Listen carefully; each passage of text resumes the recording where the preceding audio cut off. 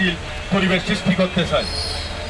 সম্মানিত উপস্থিতি, আপনাদেরকে মনে রাখতে হবে, আমরা সংখ্যালঘু যারা আছি আমরা যেন কোনো উদ্দেশ্য হাসিলের কাল না হই, আমরা যেন কোনো এক্সপেরিমেন্টাল বস্তু না হই ল্যাবরেটরি। আমরা আমাদের জাতিসত্তা নিয়ে, আমরা আমাদের অধিকার নিয়ে দেশে বসবাস করতে চাই। কিন্তু বর্তমান সময়ে দেখা যাচ্ছে, কালকে আমি দেখেছি, কালকে বাংলাদেশের বিভিন্ন জায়গায় আমাদের সনাতন ভাইয়েরা সমাবেশ করেছেন। সমাবেশের কিছু স্লোগান আমাকে খুব মর্মাহত করেছে।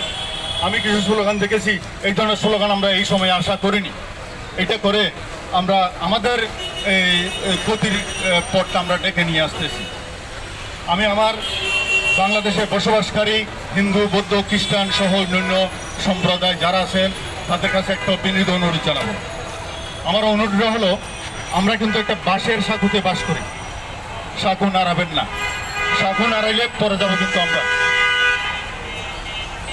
আমরা নিজেরা নিজেদের বিপদ ডেকে আনে কোনো নির্দিষ্ট একটি গোষ্ঠীর বা রাজনৈতিক দলের উদ্দেশ্য হাসিল করার জন্য দেশে অস্থিতিশীল পরিবেশ সৃষ্টি করে বর্তমান অন্তর্বর্তীকালীন সরকারকে পরাস্ত করার জন্য যে পায়তারা শুরু হয়েছে, এই প্রচেষ্টাটা বন্ধ করতে হবে।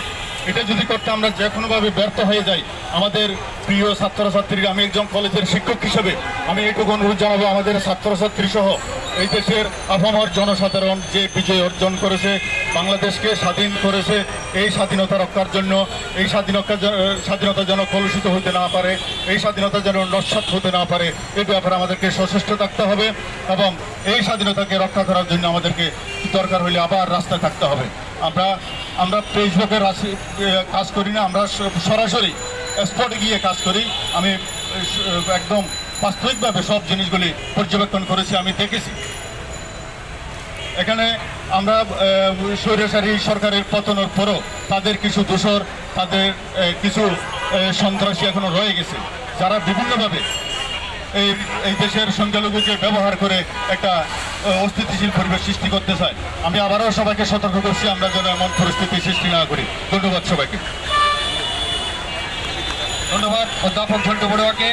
এ পর্যায়ে আমি বক্তব্য রাখার জন্য বিনীতভাবে অনুরোধ জানাচ্ছি বাংলাদেশ বৌদ্ধ যুব পরিষদ ঢাকা শাখার সভাপতি মানিক রতন চাকমাকে।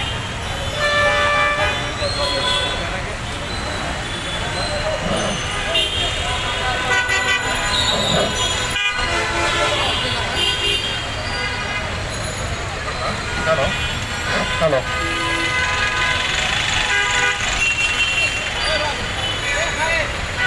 উপস্থিত সংগ্রামী জনতা,